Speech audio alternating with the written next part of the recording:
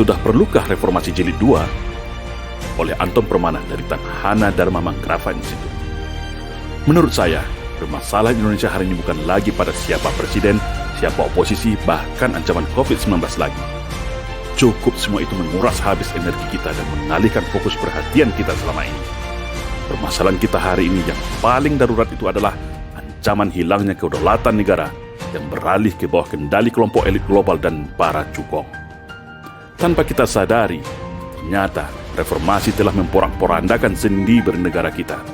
Konstitusi kita disulap jadi liberal, budaya kita ditukar menjadi super liberalis dan sekuler. Reformasi ternyata hanya halusinasi indah yang melenakan. Pasca reformasi, bangsa kita kehilangan arah, kehilangan panutan.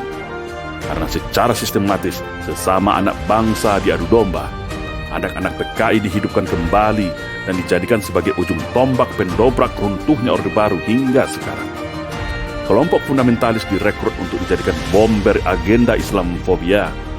Kelompok liberal diberikan panggung untuk merontokkan jati diri bangsa melalui film, sinetron, infotainment, dan berbagai event hedonis yang jauh dari nilai luhur Nusantara dengan topeng modernisasi.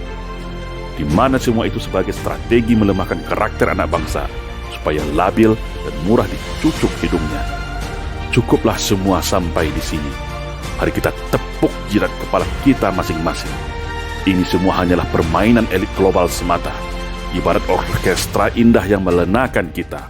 Padahal semuanya adalah cara halus mereka merampok negara kita, menghisap kekayaan negara kita, dan menguasai semua lini kehidupan kita. Hari ini, secara ekonomi, hutang negara kita tinggi menggunung dan terancam gagal bayar. Aset vital negara tergadai, BUMN strategis tergadai, infrastruktur utama dan fasilitas yang mengurusi hajat hidup orang banyak terancam diambil alih asing dan asing. Semua potensi sumber daya negara ini seakan sengaja dikuras sehabis-habisnya hingga kering kerontang alias bangkrut. Produk impor merajalela dan menghabisi produk lokal anak bangsa. Bahkan kebutuhan sandang pangan, garam dan sayur mayur pun negara ini bergantung pada impor. Sangat parah dan memilukan bagi negara agraris dan maritim terluas lautnya di dunia ini. Sumber kekayaan alam hampir semuanya kuasai asing. Miliaran dolar mengalir ke luar negeri setiap tahun. Negara hanya dapat sisa rimah-rimahnya saja.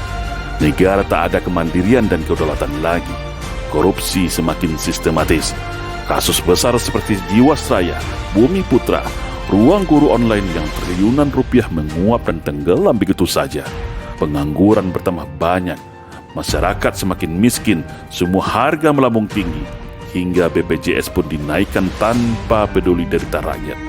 Hebatnya, pemerintah seakan tutup mata dan pelanga-pelongo saja.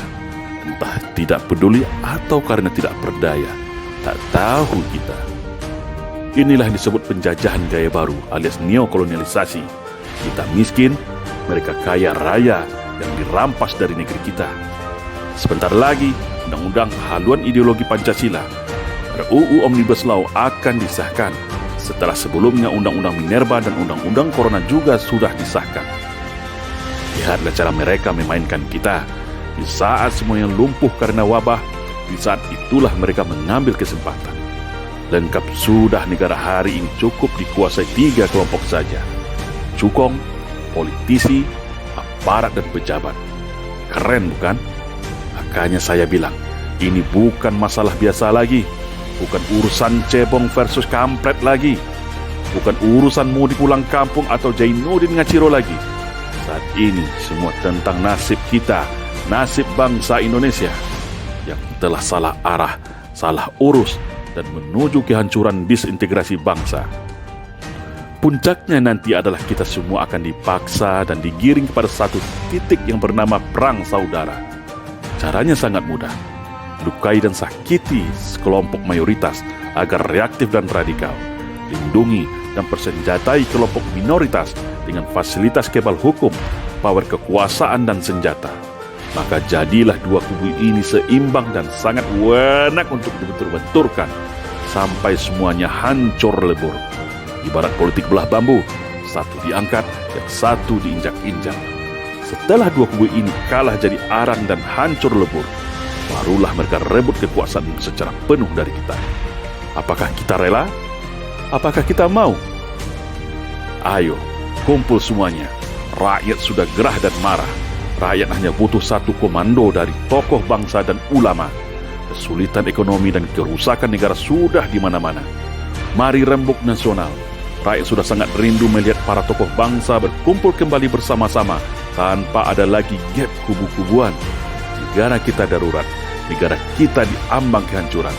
Cukup sudah kita diacak-acak dan diadu domba para naga-naga. Kita berdarah-darah, mereka tertawa gembira. Lalu solusinya apa? Kita mau bagaimana? Jawabannya adalah reformasi jilid 2 dengan cara yang konstitusional. Kembalikan konstitusi negara kita kembali kepada Undang-Undang Dasar 1945. Hentikan instrumen permainan kekuasaan oligarki yang semua dipegang oleh partai politik. Sedangkan partai politik dikendalikan istana. Sedangkan semua itu dikendalikan lagi oleh kekuatan elit global dan cukong di belakangnya. Ini berbahaya. Negara menjadi rusak dan hancur kalau terus dibiarkan. Karena negara ini ada atas mandat daerah dan raja-raja Nusantara dan perjuangan para syuhada. Bukan partai politik dan cukong. Kok hari ini mereka yang kuasai negara kita ya? Sebodoh itukah kita semua? Ingat, kekuatan utama rezim hari ini ada pada aparat keamanan yang bergeser menjadi alat kekuasaan, yang begitu setia menjadi tameng kekuasaan. Mereka yang seharusnya setia bersama rakyat, hari ini telah dibajak oleh kekuasaan. Tapi saya yakin, mayoritas aparat kita masih banyak yang merah putih dan setia pada Pancasila, bukan penguasa. Yang setia kepada penguasa hanya para elit-elitnya saja. Tapi yakinlah, kalau sudah seluruh rakyat Indonesia yang bergerak dari Sabang sampai Merauke secara serentak, maka saya yakin semua akan bergabung kembali ke dalam pangkuan rakyat. Karena mereka lahir dari rakyat, untuk rakyat, bukan cukong. Itu kunci utama jawabannya. Sudah paham bukan? Mari bangun semua. Negeri ini sudah diambang jurang kehancuran. Kita tuntut bersama-sama agar kembali kepada Undang-Undang Dasar 1945 yang asli. Dan segera agendakan reformasi jilid 2 secara damai dan bermartabat. Hentikan sudah semua permainan ini. Jangan mau lagi kita diadu domba, dijadikan ayam aduan, dijadikan keledai bodoh yang mau diperintah dan dinina-bobokkan. Keselamatan negeri di atas segalanya. Sebelum kita semua menyesal di akhir yang tiada guna. Mari bangun, bergerak serentak, menyelamatkan Indonesia. Merdeka! Salam Indonesia Jaya! Salam Reformasi Jilid 2.